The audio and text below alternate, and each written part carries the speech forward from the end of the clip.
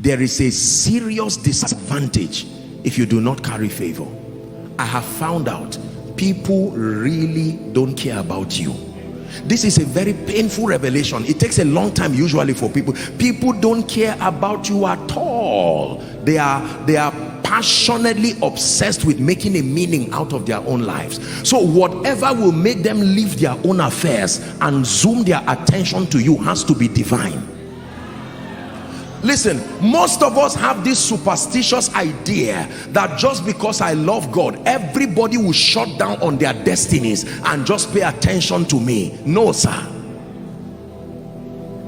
Apostle, the other day I sat in church and someone was looking at me and smiling. My brother, as he was looking at you, he was thinking about something else. I can almost tell you, you are not the one he was looking at. I'm not being sarcastic.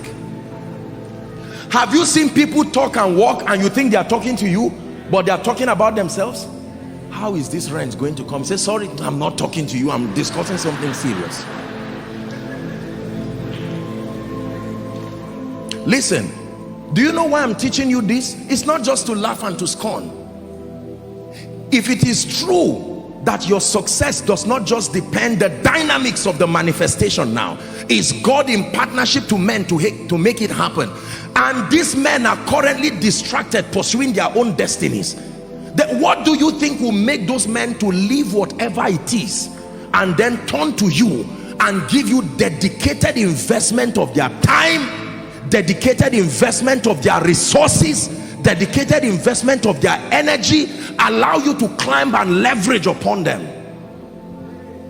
I was preaching, come Sam, I was preaching years ago, and a man of God preached before me, and he shared a story that I found very, very powerful. Pay attention to the story. This is what he said: that there was a senior advocate, I think in this country or so, or around the world, very senior legal practitioner, very wealthy, very successful, influential, one whose name is a key. You know, names can be two things, keys or padlocks, but this one, his name is a key. And there was this young lawyer who had tried to set up his firm. It failed. Very sincere, smart gentleman. Watch this.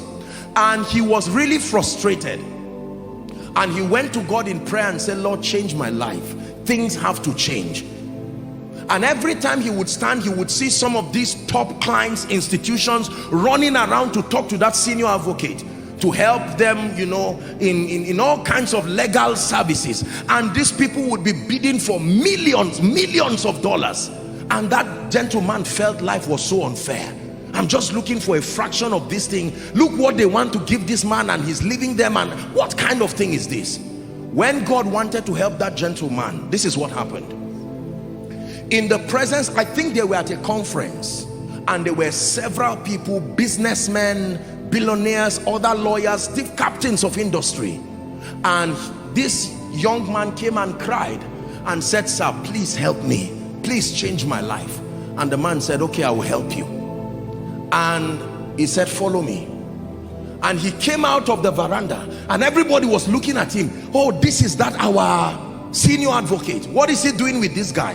Then he began to talk with him. So how are you? How is your wife? I said, sir, that's not the issue. He said, just talk to me. And they were walking together. How are you? Are you eating well? Are you taking care? And he was angry.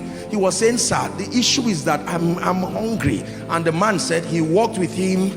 And when he walked with him, he got into his office and said, if you still fail, don't come to my office again. Listen. Do you know what he was doing? People were saying, who is this man?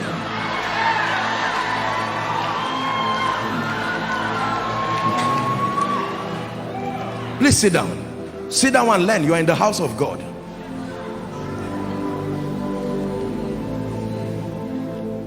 The gentleman came out, true story. He was about to look for a bike to go home, and someone stopped him and said, sorry, I saw you with this man. Listen, he did not even ask him if he was ill. He said, sorry, we've been trying to get him to negotiate a deal for us, but our rate, can we please can we work with you? And he mentioned a rate that was a breakthrough, and the gentleman was wise to compose himself. Listen, true story. The moment he did that, God granted him grace, called some of his partners and worked together, and within a year this gentleman got a gift and went back to the office of that senior advocate. He knelt down and said, thank you for changing my life. Then the senior advocate asked him, he said, do you know what happened to you? That's what I'm interested in. You keep your gift. You have to study what happened to you so that you will use it on others too. Favor is when an individual invests his credibility on you.